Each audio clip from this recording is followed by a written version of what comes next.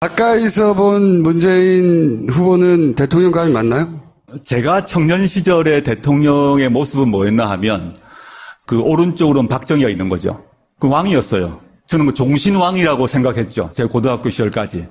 대통령이 바뀐다는 걸 상상을 하지 못하고 살았어요. 근데 갑자기 총 맞았는 상황이지만. 근데 반대편은 김영삼, 김대중 이런 분이 계셨고 그분들도 카리스마가 엄청났습니다.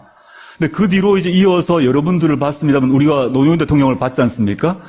이제 노무현 대통령의 스타일은 다 아실 건데 우리가 이제 과거 카리스마가 강한 이런 대통령에 익숙한 것 같습니다. 리더십도 그렇게 보는 것 같습니다. 그 점에서는 문재인 후보가 그런 카리스마를 안 갖고 계세요. 그리고 저는 김대중 대통령이나 노무현 대통령에 비하면 말씀도 잘 못합니다. 그분들에 비하면 그 토론 이런 것들 촌철살인 애드립 잘 못하시는 분이라고 제가 보입니다. 근데 제가 가만히 보니까 왜 지금 시대에 사실은 2012년도 마찬가지지만 지금 시대에 이런 분이 필요할까 생각했는데 몇 가지 갖고 있는 덕성이 있습니다. 그러니까 DJ나 노통이 갖지 못한 덕성일 수도 있는데 제가 혁신위원을 하면서 한 8, 9개월 동안 당 최고위원 회의를 계속 제가 참석을 했는데요. 공식 회의 안팎에서 보게 되면, 첫 번째 덕성이 뭐냐면 경청력입니다. 자기한테 좋은 소리건 싫은 소리건 너무 잘 들어줘요. 계속 들어줍니다. 그 다음에 이게 같은 얘기기도 한데, 자기한테 싫은 소리하고 막 이제 흔드는 것, 이 인내력이 아주 강해요. 생각보다 인내력이, 어떻게 봐서 사람들이 이제 신사다, 점잖다, 이렇게, 실제 그러하신데, 신사다, 점잖다, 이런 것이 이제 무골호인이다, 이런 의미가 아니고, 아주 잘 참아요. 잘 참고 가만히 있고, 눈만 껌뻑껌뻑, 이렇게 이분이 눈을 껌뻑껌뻑 하면 참는다는 얘기라고 생각하시면 됩니다. 제가 가까이서 이렇게 보면, 또 화가 나면 눈을 갑자기 크게 이렇게 소처럼 이렇게 떴다가 깜빡 이런 습관이 이렇게 하지 않습니까? 근데 홍준표다, 노통이다, 좌우가 다르지만 바로 말로 카운터 펀치를 날린다면 문의 특성은 막 공격이 나오고 화가 나도록 하면 말을 하지 않고 보통 이렇게 눈을 껌뻑껌뻑 하면 그때 사귀는 거죠. 그때 이렇게 사귀었다가 말을 하는. 그 다음에 하나 더 말씀드리고 싶은 거는 아까 대통령의 덕성인데 엄청난 원칙주의자입니다. 매우 원칙주의자입니다. 아까 신랄한 이미지 때문에 그냥 이렇게 악수 잘하고 할 것 같습니다만은 다른 말로 하면 고집이 센 거죠. 고집이 셉니다. 원칙주의자란 말은 제가 혁신위원 할 때만 생각해 보게 되면 혁신위원을 제가 받아들이는 조건으로 그 당시 문 대표님에게 우리 혁신안을 만들게 되면 문 대표님 또는 문 대표님 사람도 날아갈 가능성이 있다. 그에 대해서 간섭할 거냐 안 할 거냐에 대해서 간섭하지 않겠다는 걸 지켜달라라고 얘기했습니다. 일체 전화해가지고 이건 좀 봐줘라 이런 거 있을 수 있잖아요. 언론이 나지 않지만 근데 저한테 혁신위원 그 전체 기간 동안에 7, 8개월 동안에 한 번도 전화를 안 했습니다. 안 친한 거 아니에요? 근데 보통 그 경우 제가 모르는 사이도 아닌데 문자를 보내거나 전화 한 통화 할 수도 있는데 한 번도 전화를 안 했습니다. 그리고 그 뒤로 보더라도 이제 혁신안이 통과되느냐 마느냐 가지고 거의 분당 직전에 왔을 때 당시에 문 대표가 뭐라고 그랬냐면 당원 전체 전당원 투표를 걸겠다. 이게 혁신안이 통과 안 되면 내가 대표직 그만두겠다는 것을 전당원 투표에 걸겠다라고 대표직을 걸었습니다. 사람들이 막 결사적으로 말렸어요. 이게 통과 안 되면 어떡하냐라고 하는데 저는 이제 걸어야 된다는 입장이었어요. 사실은 입장인데 그런 점에 있어서 수많은 사람들이 아예 안 됩니다. 그거 떨어지면 어떡합니까? 그럼 대표직 그만둬야 되잖아요. 이렇게 당내 세력이 어떤지 모르는 상태고 지금처럼 분당 이후에 문 대표를 지키자고 많은 분들이 대거 입당을 했지 않습니까? 그 이전 얘기입니다. 불리한 조건이었어요. 당 세력으로는. 근데 끝까지 하겠다고 그러더라고요. 그래서 이분이 경청을 하는 사람이고 비판적인 말을 인내를 하고 경청 인내 후에 자기 입장을 정해요. 그럼 이 황소구십으로 원칙을 지킨다라는 점에서 지금 우리의 시대적 과제가 있지 않습니까? 그게 뭐 경제위기, 국방위기 문제, 민생위기 이런 문제가 있는데 저는 아까 전제했습니다만 문 대표가 말 언변이 이렇게 탁월하지 않습니다. 그런데 이 사람이 말이 끊어지기도 하고 뭐 중언부언하기도 합니다만은 저 사람이 뭔가 내가 하겠습니다라고 하는 게 있어요. 그건 무조건 할 사람이다라고 저는 믿어 의심치 않습니다. 계속 많은 이야기를 하도록 내버려 둘수록 점점 더 멋있게 보이기 때문에 빨리 끊어야 되겠다는 생각이 들고 이 법학자로서 그리고 이제 오랜 세월 정치판에 대해 관심을 가지고 지켜본 사람으로서 이번 대선의 의미가 뭡니까? 12월에 해야 될 대선을 5월에 하지 않습니까? 그 이유가 뭐냐를 생각하면 박근혜 최순실 일당의 국정농단 아닙니까? 박근혜 최순실 일당의 국정농단이 뭐냐? 헌법과 법률을 마음대로 어긴 거죠. 전 법학자로서 물론 일반 시민들도 분노했겠습니다만 법을 가르친 사람으로서 이건 말도 안 되는 얘기를 한 겁니다. 이제 권력을 가진다는 얘기는 뭐냐 하면 우리가 투표로 대표를 뽑는다는 얘기는 그 사람에게 인사권, 그 다음에 국민 세금의 사용권을 5년간 주는 겁니다. 근데 그걸 헌법과 법률을 완전히 어긴 상태에서 만들어서 나라꼴을 시쳇말로 개판으로 만들어 둔 거죠. 그러니까 진보 보수의 문제를 떠나서 저는 이번 대선의 역할은 헌법 정신을 바로 세우는 것이죠. 이게 진보 보수의 문제로 됐다면 탄핵 자체가 불가능했을 겁니다. 바른정당의 사람들이 탈당해가지고 바른정당을 만들어가지고 탄핵에 동참했지 않습니까? 물론 이제 홍준표 쪽에 자유한국당은 얘기할 필요가 없으니까요. 그래서 이걸 정말 우리가 앞으로 5년 동안 문재인 후보가 대통령이 된다 그러면 5년간 할 수 있는 일이 공약을 다 지킬 수 있을 것인가? 쉽지 않다고 봅니다. 아무리 문재인이라 하더라도. 저는 문재인 대표가 되시고 그 뒤에 또 5년 또 그 다음에 5년 이렇게 해서 요번 2017년에 문재인 후보 입에서 나왔던 공약, 우리 여러분들이 받았던 공약집이 완성되고 실제 실현되려면 10년 이상 걸릴 거라고 봅니다. 근데 지금 시점에 문재인 정권이 해야 될 일은 가장 기본적으로 나라의 뿌리를 새로 박는 거죠. 기둥을 새로 잡는 걸 먼저 하고, 그게 이제 1차적인 것 같고요. 법학자 입장에서는. 그에 기초해서 두 번째는 저는 민생위기라고 봅니다. 이 민생이 워낙 안 좋은 상태이기 때문에 저는 국가의 안보 문제나 이 문제는 다르게 외교적으로 처리할 거라고 보고, 우리가 외교 문제를 우리가 나서서 해결할 수는 없지 않습니까? 그거는 이제 청와대와 외교부 등등에서 할 거라고 믿어 의심치 않고요. 당장 우리의 삶을 바꾸는 그런 대통령이 돼야 될 것 같고, 그거는 임기 초기 3년에 빨리 해야 될 것 같아. 왜냐하면 아무리 우리 사회에서 위대한 분이 대통령이 되더라도 5년차 임기가 5년이기 때문에 4년차 들어가면 힘이 빠지거든요. 그래서 초기 3년에 빨리 법과 원칙을 세우고 그다음에 민생 문제를 해결하고 이런 걸 하면 사람들이 법과 원칙을 세우고 나의 삶이 달라졌다라고 보면 이 사람 말고 그다음 사람에게도 한번 맡겨보지 않겠습니까? 그러면 또 한 10년 가는 거죠. 민주개혁 세력의 장기 집권을 꿈꾸십니다. 전 아주 강력히 꿈꾸고 있습니다. 저는 이게 안철수 후보께서 말씀하시는 게 과거와 미래의 대결이라는 얘기 많이 말씀하시고 참 좋은 말이라고 생각합니다.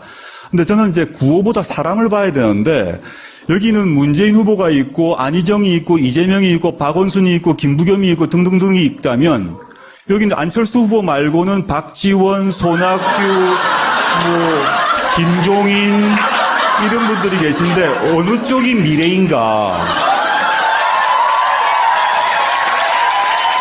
단어로서의 미래가 아니라 우리는 모든 정책과 비전은 사람을 통해서 실현되는데, 미래를 담보할 수 있는 사람이 어디에 있는가? 저는 단순히 이제 그 미래가 육체적 나이를 가지고 얘기하지 않습니다. 나이가 많더라도 DJ 훌륭하시죠. 근데 그분들이 하시는 비전이 갖고 있는 생각, 행동 등이 그냥 대표적 인물을 비교를 해보자는 겁니다. 우리의 미래를 누구에게 맡길 것이냐? 저는 1%의 재고 없이 저는 지금 아까 말했던 더민주에게 미래가 있다라고 생각합니다. 꿈꾸고 있습니다.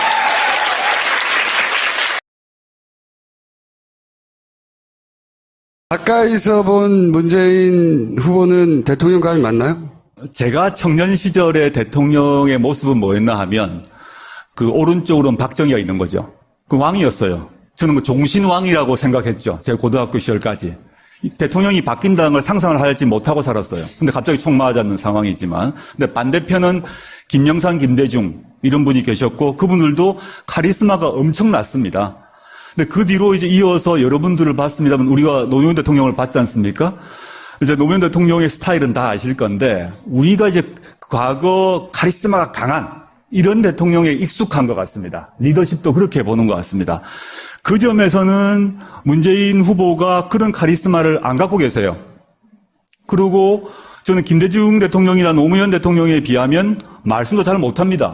그분들에 비하면 그 토론 이런 것들 촌철살인 애드립 잘 못하시는 분이라고 제가 보입니다.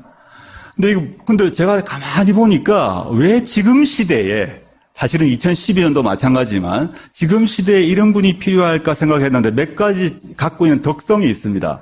그러니까 DJ나 노통이 갖지 못한 덕성일 수도 있는데 제가 혁신위원을 하면서 한 8, 9개월 동안 당 최고위원 회의를 계속 제가 참석을 했는데요. 공식 회의 안팎에서 보게 되면, 첫 번째 덕성이 뭐냐면 경청력입니다. 자기한테 좋은 소리건 싫은 소리건 너무 잘 들어줘요. 계속 들어줍니다. 그 다음에 이게 같은 얘기기도 한데, 자기한테 싫은 소리하고 막 이제 흔드는 것, 이 인내력이 아주 강해요. 생각보다 인내력이, 어떻게 봐서 사람들이 이제 신사다, 점잖다, 이렇게 실제 그러하신데, 신사다, 점잖다, 이런 것이 이제 무골호인이다, 이런 의미가 아니고, 아주 잘 참아요. 잘 참 가만히 있고, 눈만 껌뻑껌뻑, 이렇게 이분이 눈을 껌뻑껌뻑 하면 참는다는 얘기라고 생각하시면 됩니다. 제가 가까이서 이렇게 보면, 또 화가 나면 눈을 갑자기 크게 이렇게 소처럼 이렇게 떴다가 깜빡 이런 습관이 이렇게 하지 않습니까? 근데 홍준표다, 노통이다, 좌우가 다르지만 바로 말로 카운터 펀치를 날린다면 문의 특성은 막 공격이 나오고 화가 나도록 하면 말을 하지 않고 보통 이렇게 눈을 껌뻑껌뻑 하면 그때 사귀는 거죠. 그때 이렇게 사귀었다가 말을 하는. 그 다음에 하나 더 말씀드리고 싶은 거는 아까 대통령의 덕성인데 엄청난 원칙주의자입니다. 매우 원칙주의자입니다. 아까 신사란 이미지 때문에 그냥 이렇게 악수 잘하고 할 것 같습니다만은 다른 말로 하면 고집이 센 거죠. 고집이 셉니다. 원칙주의자란 말은 제가 혁신위원 할 때만 생각해 끝까지 하겠다고 그러더라고요. 그래서 이분이 경청을 하는 사람이고, 비판적인 말을 인내를 하고, 경청 인내 후에 자기 입장을 정해요. 그럼 이 황소구집으로 원칙을 지킨다라는 점에서 지금 우리의 시대적 과제가 있지 않습니까? 그게 경제위기, 국방위기 문제, 민생위기 이런 문제가 있는데, 저는 아까 전제했습니다만, 문 대표가 말 언변이 이렇게 탁월하지 않습니다. 그런데 이 사람이 말이 끊어지기도 하고, 중언부언하기도 합니다만은 저 사람이 뭔가 내가 하겠습니다라고 하는 게 있어요. 그건 무조건 할 사람이다. 라고 저는 믿어 의심치 않습니다. 계속 많은 이야기를 하도록 내버려 둘수록 점점 더 멋있게 보이기 때문에 빨리 끊어야 되겠다는 생각이 들고, 이 법학자로서 그리고 이제 오랜 세월 정치판에 대해 관심을 가지고 지켜본 사람으로서 이번 대선의 의미가 뭡니까? 12월에 해야 될 대선을 5월에 하지 않습니까? 그 이유가 뭐냐를 생각하면 박근혜 최순실 일당의 국정농단 아닙니까? 박근혜 최순실 일당의 국정농단이 뭐냐? 헌법과 법률을 마음대로 어긴 거죠. 전 법학자로서, 물론 일반 시민들도 분노했겠습니다만, 법을 가르친 사람으로서 이건 말도 안 되는 얘기를 한 겁니다. 이제 권력을 가진다는 얘기는 뭐냐 하면 우리가 투표로 대표를 뽑는다는 얘기는 그 사람에게 인사권, 그 다음에 국민 세금의 사용권을 5년간 주는 겁니다. 근데 그걸 헌법과 법률을 완전히 어긴 상태에서 만들어서 나라 꼴을 시쳇말로 개판으로 만들어 둔 거죠. 그러니까 진보 보수의 문제를 떠나서 저는 이번 대선의 역할은 헌법 정신을 바로 세우는 것이죠. 이게 진보 보수의 문제로 됐다면 탄핵 자체가 불가능했을 겁니다. 바른정당의 사람들이 탈당해가지고, 바른정당을 만들어가지고 탄핵에 동참했지 않습니까? 물론 이제 홍준표 쪽에 자유한국당은 얘기할 필요가 없으니까요. 그래서 이걸 정말 우리가 요번 앞으로 5년 동안 문재인 후보가 대통령이 된다 그러면 5년간 할 수 있는 일이 공약을 다 지킬 수 있을 것인가? 쉽지 않다고 봅니다. 아무리 그 문재인이라 하더라도. 저는 문재인 대표가 되시고 그 뒤에 또 5년 또 그 다음에 5년 이렇게 해서 요번 2017년에 문재인 후보 입에서 나왔던 공약, 여러분들이 받았던 공약집이 완성되고 실제 실현되려면 10년 이상 걸릴 거라고 봅니다. 근데 지금 시점에 그 문재인 정권이 해야 될 일은 가장 기본적으로 나라의 뿌리를 새로 박는 거죠. 기둥을 새로 잡는 걸 먼저 하고 그게 이제 1차적인 것 같고요. 법학자 입장에서는. 그에 기초해서 두 번째는 저는 민생위기라고 봅니다. 이 민생이 워낙 안 좋은 상태이기 때문에 저는 국가의 안보 문제나 이 문제는 다르게 외교적으로 처리해보게 되면 위원을 제가 받아들이는 조건으로 그 당시 문 대표님에게 우리 혁신안을 만들게 되면 문 대표님 또는 문 대표님 사람도 날아갈 가능성이 있다. 그에 대해서 간섭할 거냐 안 할 거냐에 대해서 간섭하지 않겠다는 걸 지켜달라라고 얘기했습니다. 일체 전화해가지고 이건 좀 봐줘라 이런 거 있을 수 있잖아요. 언론이 나지 않지만 근데 저한테 혁신위원 그 전체 기간 동안에 7, 8개월 동안에 한 번도 전화를 안 했습니다. 안 친한 거 아니에요? 근데 보통 그 경우 제가 모르는 사이도 아닌데 문자를 보내거나 전화 한 통화 할 수도 있는데 한 번도 전화를 안 했습니다.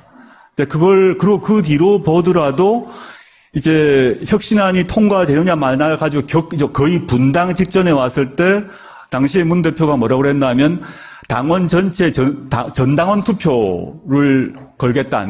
이게 혁신안이 통과 안 되면 내가 대표직 그만두겠다는 것을 전당원 투표에 걸겠다라고 대표직을 걸었습니다. 사람들이 막 결사적으로 말렸어요. 이게 통과 안 되면 어떡하냐라고 하는데 저는 이제 걸어야 된다는 입장이었어요. 사실은 입장인데 그런 점에 있어서 수많은 사람들이 아예 안 됩니다. 그거 떨어지면 어떡합니까? 그럼 대표직 그만둬야 되잖아요. 이렇게 당내 세력이 어떤지 모르는 상태고 지금처럼 분당 이후에 문 대표를 지키자고 많은 분들이 대거 입당을 했지 않습니까? 그 이전 얘기입니다. 불리한 조건이었어요. 당 세력으로는. 근데